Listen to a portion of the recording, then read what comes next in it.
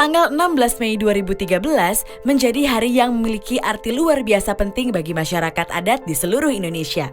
Hari itu, Mahkamah Konstitusi Republik Indonesia mengeluarkan putusan MK nomor 35 garis miring PUU strip 10 garis miring 2012 atas permohonan yang diajukan oleh Aliansi Masyarakat Adat Nusantara bersama dua komunitas masyarakat adat terhadap Undang-Undang 41 tahun 1999 tentang kehutanan.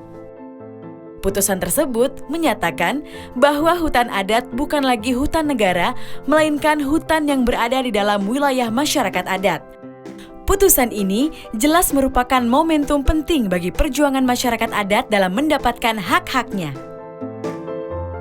Putusan MK ini menjadi sebuah tonggak yang sangat penting karena putusan ini merefleksikan perjuangan masyarakat adat di Indonesia selama ini untuk mendapatkan pengakuan atas hak-haknya, wilayah adatnya, serta hak untuk mengelola kekayaan alam di dalam wilayah adat tersebut. Dan yang paling membesarkan hati, putusan ini kemudian diikuti oleh beberapa peraturan yang bersifat memperjelas keberadaan dan hak-hak masyarakat adat. Ini menunjukkan bahwa isu kepentingan masyarakat adat sudah mulai mendapatkan perhatian dan komitmen pemerintah. Pemerintah mengeluarkan beberapa peraturan untuk menindaklanjuti putusan MK 35, diantaranya Surat Edaran Menteri Kehutanan Nomor 1 Tahun 2013, Peraturan Menteri Kehutanan Nomor 62 Tahun 2013 tentang pengukuhan kawasan hutan, Peraturan Menteri Dalam Negeri Nomor 52 Tahun 2014 tentang pedoman pengakuan dan pelindungan hak masyarakat hukum adat. Peraturan bersama Menteri Dalam Negeri, Menteri Kehutanan, Menteri Pekerjaan Umum, dan Kepala BPN Nomor 79 Tahun 2014 yang menjelaskan prosedur untuk verifikasi penguasaan tanah dalam kawasan hutan.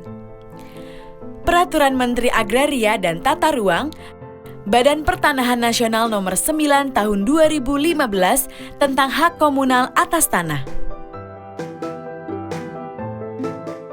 Namun, tentu saja inisiatif kebijakan untuk mengakui dan mengakomodir hak-hak masyarakat adat ini tidak hanya hadir dari pemerintah pusat. Pemerintah daerah di berbagai daerah di Indonesia juga telah mulai merencanakan pembentukan peraturan dan kebijakan daerah yang bertujuan mengakui dan melindungi keberadaan wilayah adat. Saat ini, sudah ada 124 produk hukum daerah mengenai masyarakat adat yang menyebar di 20 provinsi dan 44 kabupaten atau kota. Namun, kebanyakan produk hukum daerah tersebut berisi tentang lembaga adat 39%, diikuti produk hukum yang berkaitan dengan tanah, wilayah, dan hutan adat 36%. Saat ini, lebih dari 100 kabupaten atau kota sedang menyiapkan produk hukum daerah untuk pengakuan dan perlindungan terhadap masyarakat adat yang didampingi oleh organisasi masyarakat adat, organisasi masyarakat sipil, dan akademisi. Ada 3 jalur prosedur pengakuan terhadap keberadaan masyarakat adat dan wilayah adatnya. Jalur pertama adalah dengan pembentukan Perda Masyarakat Adat. Berdasarkan usulan dari masyarakat, DPRD dapat memasukkannya dalam program legislasi daerah. Untuk kemudian dilanjutkan dengan pembuatan naskah akademik dan rancangan perda. Setelah pembahasan rancangan perda pansus dan sidang paripurna, perda dapat disahkan pada sidang paripurna DPRD. Masyarakat adat yang dapat menjalankan urusan pemerintahan dapat ditetapkan sebagai desa adat berdasarkan Undang-Undang Nomor 6 Tahun 2014 tentang desa. Jalur kedua adalah dengan dikeluarkannya surat keputusan Bupati.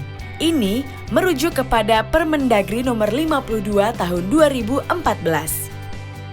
Hasil dari identifikasi yang dilakukan oleh camat disampaikan kepada Panitia Masyarakat Hukum Adat yang terdiri dari Sekretaris Daerah, Kepala SKPD terkait, Bagian Hukum, dan Camat. Setelah melakukan verifikasi, Panitia MHA memberikan rekomendasi kepada Bupati untuk kemudian ditindaklanjuti menjadi SK Bupati. Jalur ketiga yang dapat ditempuh adalah pengakuan hak komunal berupa sertifikat komunal. Ini merujuk pada Permen ATR nomor 9 tahun 2015. Bupati atau gubernur akan membentuk tim IP4T setelah menerima permohonan dari masyarakat. Tim IP4T terdiri dari Kepala Kantor Pertanahan, Camat, Lurah atau Kepala Desa, Pakar Hukum Adat, Dinas Kehutanan, BPKH, perwakilan masyarakat adat dan LSM, dan instansi yang mengelola sumber daya alam. Setelah melakukan identifikasi, verifikasi, dan pemeriksaan lapangan, tim IP4T akan melaporkannya kepada Bupati atau Gubernur. Berdasarkan laporan tersebut, Bupati dapat mengeluarkan SK Bupati yang dapat didaftarkan kepada Kepala Kantor Pertanahan untuk kemudian diterbitkan sertifikat hak komunal atas tanah. Perlu juga diingat bahwa ketiga jalur tersebut memerlukan peta wilayah masyarakat adat sebagai lampirannya. Pengakuan terhadap hak-hak masyarakat adat yang dilakukan secara terbuka dan mendapatkan dukungan dari pemerintah baik pusat maupun daerah akan secara langsung memperkuat keberadaan masyarakat adat dan meningkatkan kesejahteraan warga negara. Dan masyarakat adat yang kuat dan sadar akan hak-haknya akan turut berkontribusi memperkuat bangsa tercinta ini.